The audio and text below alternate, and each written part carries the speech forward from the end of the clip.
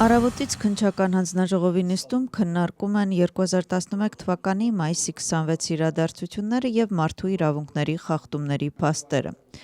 Լսել են Լուկա Կուրտանիձեին, դերասան Գյորգի Բուրջանաձեն անդրադարձել է Ռուսթավելիում ավելի վաղ տեղի ունեցած իրադարձություններին։ Դատարանը քննարկում է Մամուկա Խազարաձեի քննչական հանձնաժողովին չներկայանալու գործը։ Քննարկվում է ապացույցների թույլատվելիությունը։ Խազարաձեն 50,000 լարի գրավ է վճարել։ Մինչ այդ ավարտվել է Բադրի Ջափարիձեի դատավարությունը։ Իշխող թիմն արձագանքում է ընդդիմության անդամների կողմից քննչական հանձնաժողով չներկայանալու համար նշանակված գրավի վճարման եւ չվճարման հարցին։ Դժբախտաբար որոշ ընդդիմադիր անդամներ նախատեսում են բանտ գնալ գրավի դիմաց, այլ ոչ թե գալ ժամանակավոր քննչական հանձնաժողովի նիստին եւ պատասխանել հարցերին, ասել է խորհրդարանական մեծամասնության անդամ Վլադիմիր Բոժաձեն։ Զիա Ամաղլոբելիի փաստաբանները դիմում են Քութայիսի վերաքննիչ դատարան վարչական իրավախախտման գործը դադարեցնելու պահանջով։ Նրանք պնդում են, որ ոստիկանությունը կեղծել է այս գործով ապացույցները։ Այս կապակցությամբ Ամաղլոբելիի փաստաբանները եւ երիտասարդ իրավաբանների ասոցիացիան համատեղ հայտարարությամբ են հանդես եկել։ Նրանք ասում են, որ մայիսի 20-ին Քութայիսի վերաքննիչ դատարանը կքննարկի Ամաղլոբելիի վերաքննիչ բողոքը առանց բանավոր լսումների։ Փաստաբանները նաեւ դիմում են Վրաստանի գլխավոր դատախազին եւ պահանջում են անհապաղ հետաքննություն եւ քրեական հետապնդում սկսել Բաթումիի ոստիկանության դեպարտամենտի պետի տեղակալի, դատական գործընթացին ներգրավված ոստիկանության եւ ներքին գործերի նախարարության այլ պաշտոնյաների նկատմամբ, ովքեր չարաշահել են իրենց պաշտոնական լիազորությունները։ Պատա Բուրջուլաձեի հեռախոսային ընտրություններ անցկացնելու նախաձեռնությունը դեռևս մնում է քաղաքական գնահատականների թեմա։ Ընդդիմադիրների այս գաղափարի մանրամասները դեռևս անհայտ են։ Ոմանք ասում են, որ եթե Բուրջուլաձեի նախաձեռնությունը ենթադրում է էլեկտրոնային առցանց քվեարկություն, դա իրենց համար ընդունելի է։ Սակայն նրանք նաև նշում են, որ առցանց ընտրություններից առաջ ունեն լուծելու բազմաթիվ այլ խնդիրներ։ Իշխող թիմը Բուրջուլաձեի հայտարարությունը անվանում է անհիմն։ Գիրչին սկսել է տեղական ինքնակառավարման մարմինների ընտրությունների համար ակտիվ նախապատրաստական աշխատանքներ։ Կուսակցությունը հայտարարում է նախընտրական հանդիպումների մասին։ Ազգային շարժումը շարունակում է պնդել, որ ընտրություններին մասնակցելը ժողովրդի եւ երկրի դավաճանություն է։ Նրանց խոսքով ընտրողները իրենց պատասխանները կտեն նրանց, ովքեր կմասնակցեն քվեարկության գործընթացին հոկտեմբերի 4-ին։ Իշխող թիմի խոսքով նույնիսկ ընդդիմության այն մասը, որը կտրականապես հրաժարվել է մասնակցել ընտրություններին, արդեն սկսել է իր ընտրարշավը։ Թմրա ռեալիզացման մեղադրանքով ձերբակալվել է 5 քաղաքացի։ Նրանք մեղադրվում են խոշոր եւ առանձնապես խոշոր չափերի թմրամիջոցների ապօրինի ձեռքբերման, պահման եւ վաճառքի փորձի մեջ։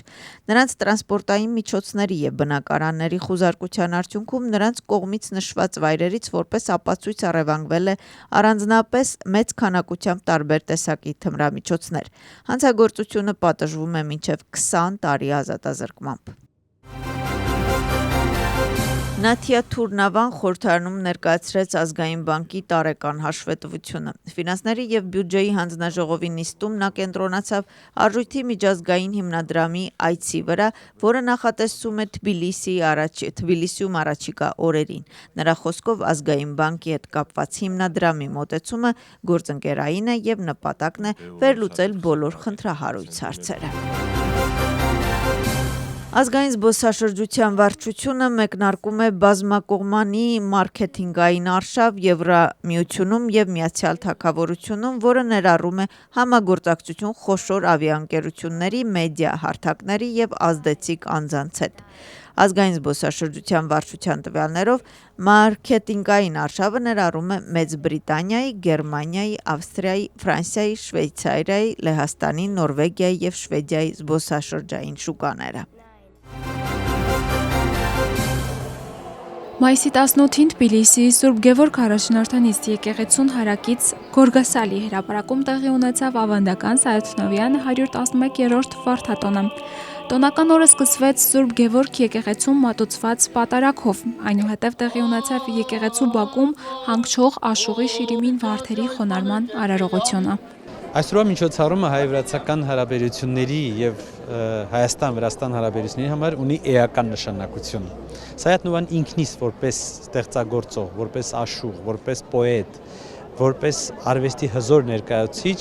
նա իրապես կարողացել է այն հիմնաքարերը դեռ այն ժամանակ դնել, որ այդ հիմնաքարերի վրա այսօր մենք կառուցում ենք հայ-վրաց ժողովուրդների բարեկամությունը, ամուր բարեկամությունը։ Եվ ես ցանկանում եմ, որ Սայաթ-Նովաները նորից ծնվեն եւ որպեսզի պահպանեն նրա թողած ժառանգությունը, ինչպես նաեւ իրենցը ստեղծեն։ Իսկ այս միջոցառումը համարում եմ այս գարնանային հրաշալի միջոցառումը, որ Թումանյանի եւ Գրիշաշվիլիից է մնացել մեզ որպես ժառանգություն արդեն 111-րդ անգամն է եւ այս վարդերի զետեղելու, վարդեր խոնարելու, նաեւ յուրովի արվեստը կուզենամ, որ լինի շարունակական։ Տոնահանդեսին ներկայ էին Վրաստանի հաշտեցման եւ քաղաքացիական իրավահավասարության պետնախարարի առաջին տեղակալը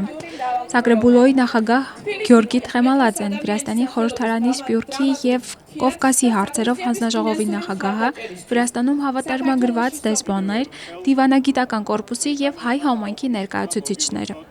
Այսօրվա իրադարձությունը տոնը շատ նշանակալից է, քանի որ այն նշվում է 1914 թվականից ի վեր։ Համապատասխանաբար այս տոնը յուրօրինակ կերպով միավորում է հայ եւ վրաց ժողովուրդների միջև հարաբերությունները, եւ մենք շատ ուրախ ենք այն ավանդաբար նշելու համար։ Եվ շատ նշանակալից է նաեւ, որ այսօրվա տոնը նշվում է հենց այստեղ, այս հրապարակում, մեր քաղաքի այս պատմական հատվածում։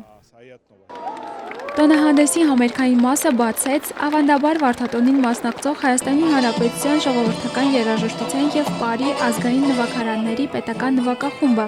երգիչ Մավր Մկրտչյանի մենակատարությամբ, որին հաջորդեց Երևանի պետական համալսարանի Շարլ Ազնավուրի անվան մշակույթի կենտրոնների ելույթը եւ այլ երգիչների կատարումները։ Վարդատոնը մեզ համար թբիլիսահայերի համար ամենակարևոր միջոցառումներից մեկն է։ Սայաթ-Նովան իր ստեղծագործությամբ, իր կյանքով այնպիսի մեծություն է եղել եւ այնպիսի կարևոր ուղերձներ է ունեցել իր ստեղծագործության մեջ, որ արդեն իր անվան ժողովրդական տոնը Թբիլիսիում նշվում է 1 դարից ավելի։ Այսինքն նշվում է 1914 թվականից։ Ես կարծում եմ, որ իր ուղերձները, որ ինքը 300 տարուց ավելի առաջ ավելի շուտ է արել, այսօր անգամ շատ կարևոր եւ արդիական է, քանի որ մարդասիրությունը, մարդկությունը, ընկերությունը, հաշտությունը, համերաշխությունը հենց այս դարում եւ այս ժամանակահատվածում կարծում եմ, որ ամենաարդիական է։